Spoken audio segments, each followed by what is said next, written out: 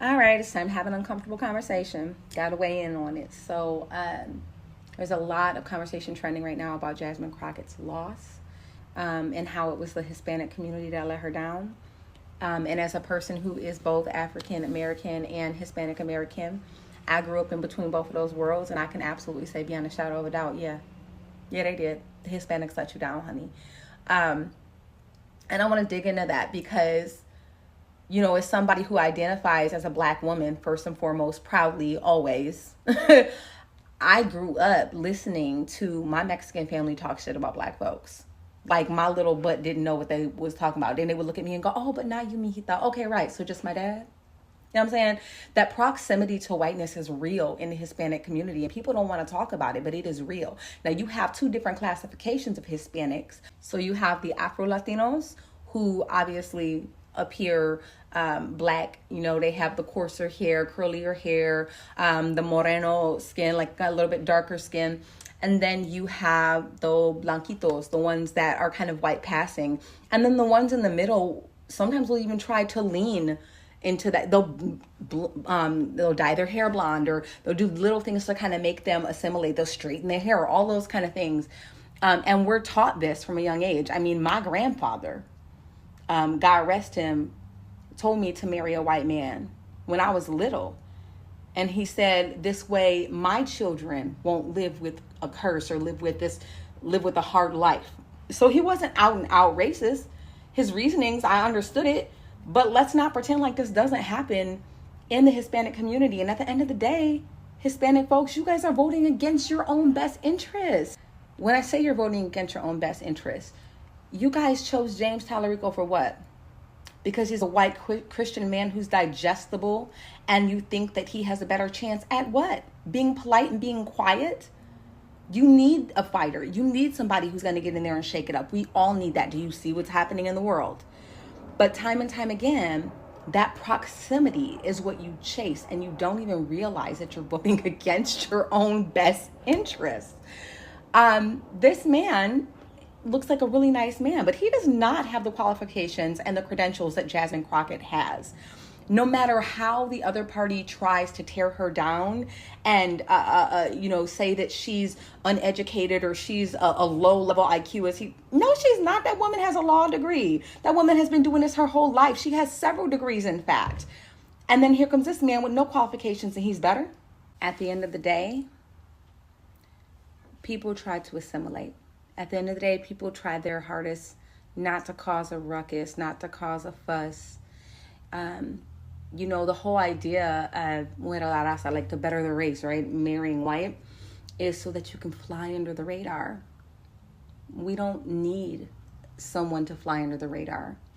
We need someone to be bold and loud and seen and heard, because we, the voiceless, need to be seen and heard.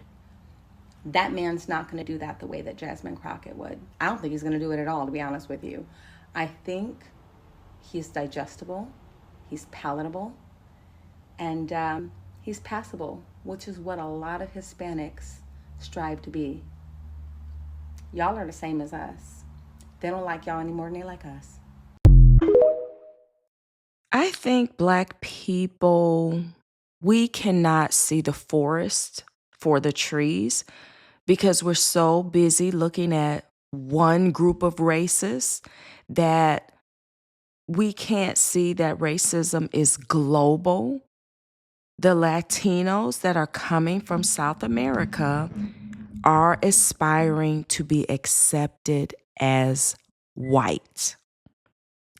Any of them who may be listening, you know this is true.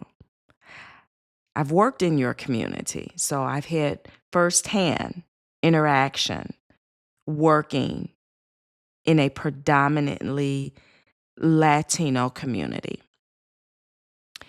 And you, Black people, will be used to help them gain citizenship. But who will they vote for once they become citizens? That's the question.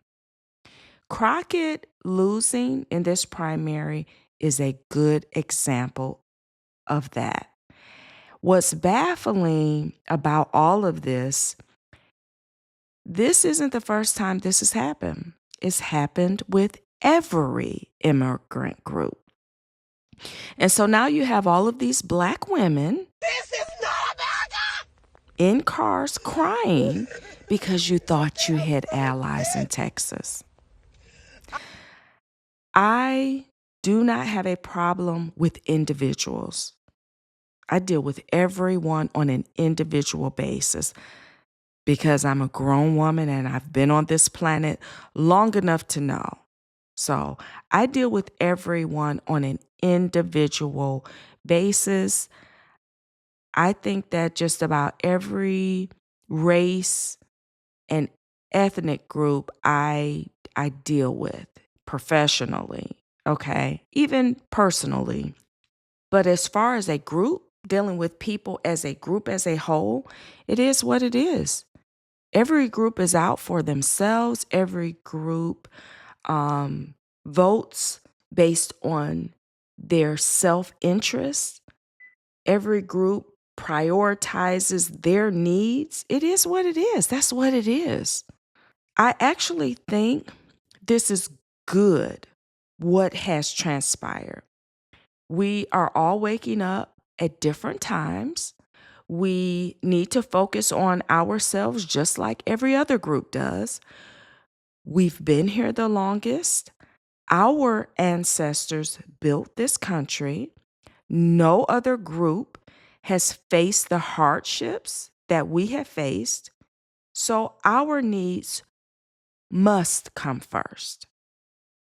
We're not sharing anything with anybody because nobody has shared in our struggle. I don't want to hear about what struggles you had when you were at, what is that? The Statue of Liberty, Ellis Island. You came over with 2 nickels. That doesn't compare to the hardship of Black Americans. Yeah. And if you want to say, well, we're not going to play oppression Olympics, well, call it whatever you want to call it. I don't care what you call it. You could call it somersault Olympics. Call it whatever you want to call it. But there was a Holocaust that took place. And we're not going to continue to be used. There is a segment of us that's growing up, and now we got another little segment that has awakened. Something isn't right. We're fighting for you all, but then when we want your support, you all, without even blinking, it's like, nope, we're not supporting you. That's been going on. So trust and believe, when there is change that takes place, yeah, it's not easy. Change is never easy. Change is never comfortable. When you go on a diet and you have to lose weight, that's not comfortable.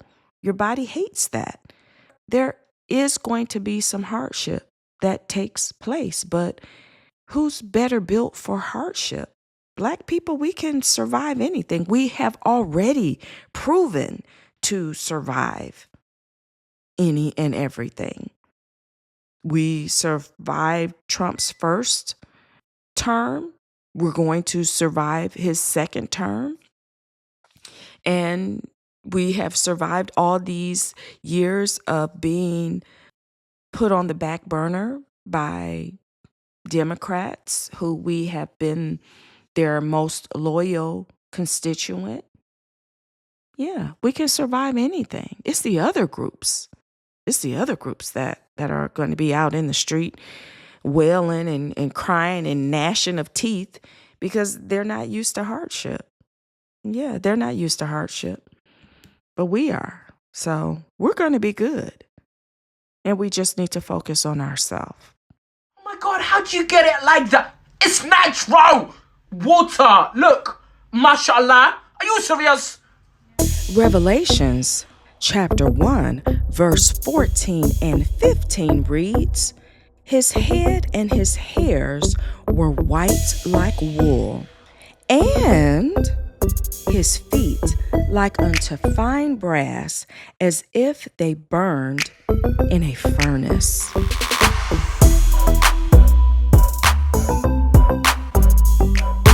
That's Negro. That's 100% Negro. Our Messiah is returning soon.